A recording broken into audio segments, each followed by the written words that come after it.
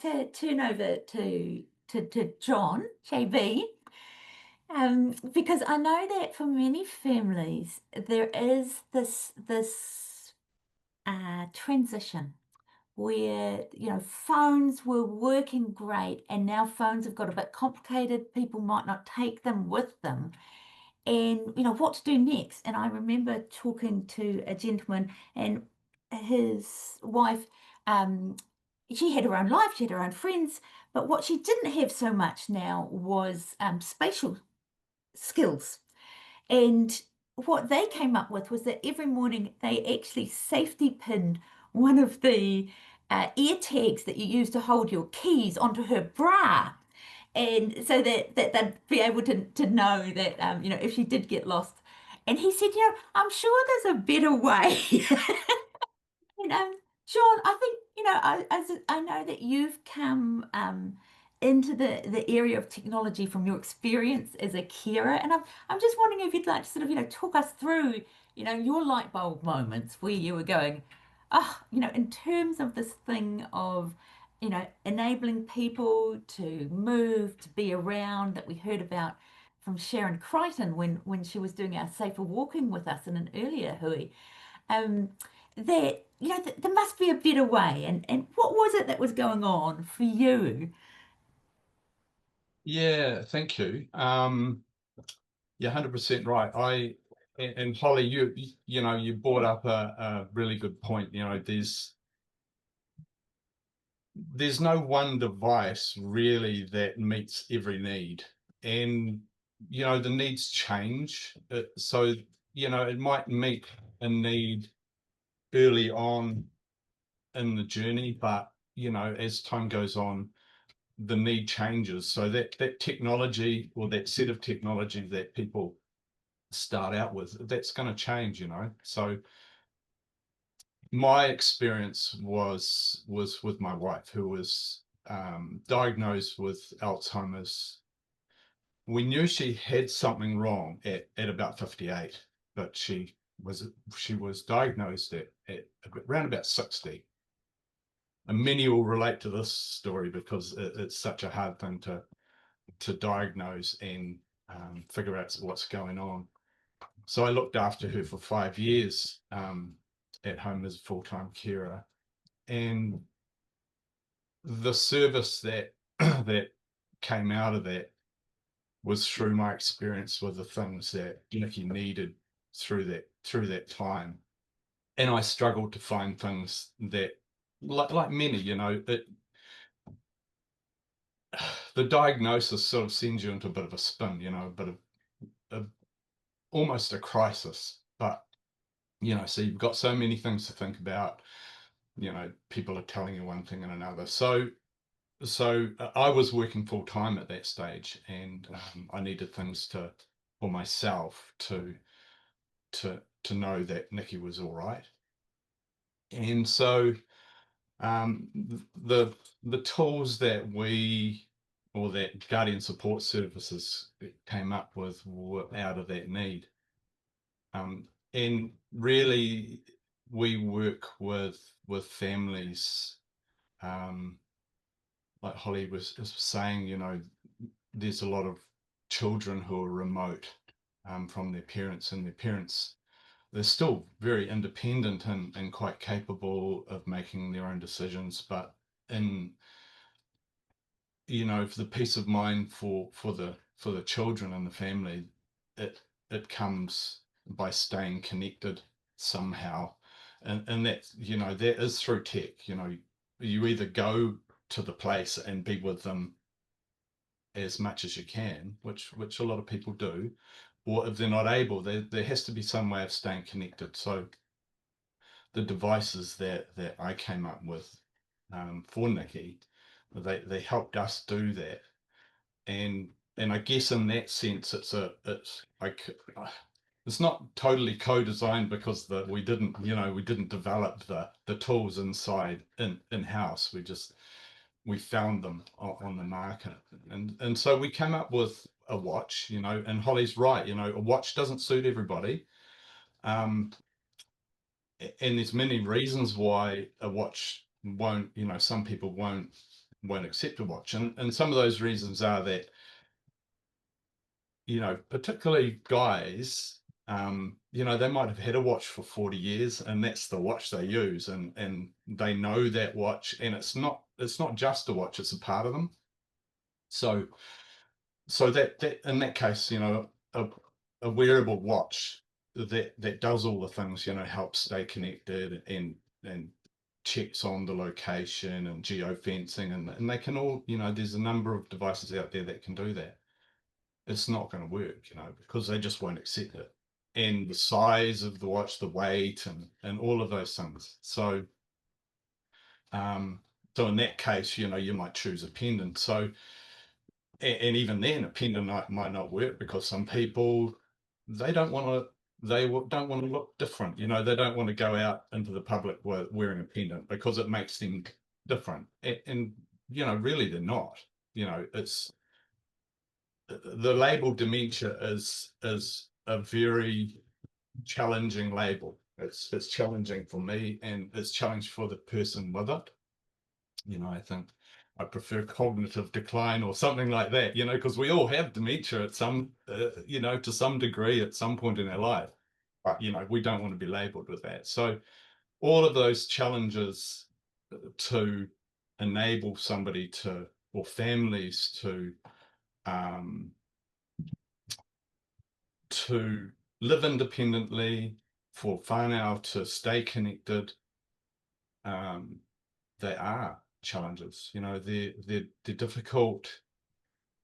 Um, they're difficult things, tools to integrate into somebody's life. Um, and I'm not going to, I was going to show you what we do, or the products we do, but I won't actually, because, if you want to know more, you can jump onto our website and have a look. So, but we do work with families, that's why I call it a service more than a retail store. So we work with families to find the right solution.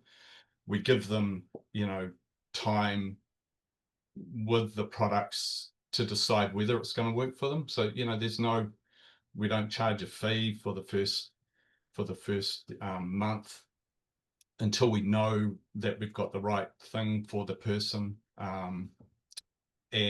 And so we work quite closely, and we stay connected right throughout the process. So we don't have any contracts or anything like that. So if somebody, if they don't get through the trial, then oh well, that's just the way it is. People have to have a tool that's going to work for them. And I love the way that you're talking about this as a conversation that involves the person at the center of it. So it's not kind yeah, of this covert, spy technology, is it? It's about working with the person, about what they feel comfortable with, that fits with, what their preferences, and that this is something that they can see as of benefit. yeah. No, that is right. There's always the balancing act. There's, how do you keep somebody independent and safe? How do you do that? Because at a certain point in the process, independence is potentially going to be lost because they're not safe. Because they fall into a category that needs more support, and that it always, unless you're looking after themselves like I did, it always means that somebody else is going to be in control of their lives. They're going to stop Wow. them from going out. They're going to lock the doors at night and things like that. So at a point, so yeah, it's really difficult. It's really difficult when you're working with families to find that balance, because it's not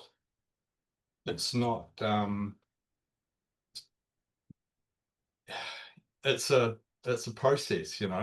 There's nothing Mm. firm about it. It's a fluid. So everyone's different. Yeah, yeah. You can give That somebody a pendant, and a medical alarm, but are they going to push it? Are they ever going to push it? why are they spending money on it if that's, those, all of those things are, yeah. Yeah, thank you. That Does it that answer? Does No, that help? that's such you're bringing up such a big issue, and actually, I'm going to bring in Tracy at this stage because I think that idea about risk taking, it's a really important concept, and it's a very complex and emotional thing to work through for families. And Tracy, risk is something that you're thinking about all the time in your Mhm. work, isn't it? Yep. So in my role as both occupational therapist and dementia educator, we often get the scenarios where people are wanting to live their life in the environment of choice. And for where I tend to be involved, it is within the community, which is great.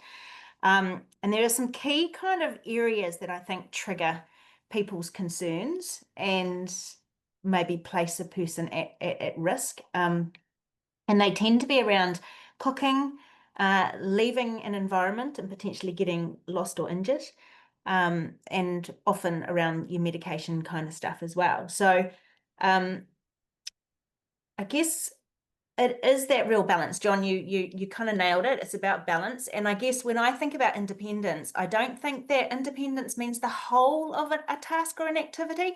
It might be around what is the part that that person can actually engage with. And I guess I'll give an example of we had, and it's a very common one, where we had a couple that were living at home, both had cognitive impairment. He was the cook, but unfortunately had been setting the pots on fire. And so there was that risk of smoke and fire and burning. They also weren't reacting. So when there was smoke in the house, which placed them at perceived risk, the people weren't responding to that and getting up and leaving. So there was this real worry from everybody that was wrapped around them. They did choose that they wanted to remain in the home, which was great. So we had a couple of options, and obviously the first one is, people think about, we'll remove that whole activity from that person. So we'll disconnect the stove, or in fact remove the stove so that it's actually not there. But what we did was we broke it down to what were the things that he generically cooked.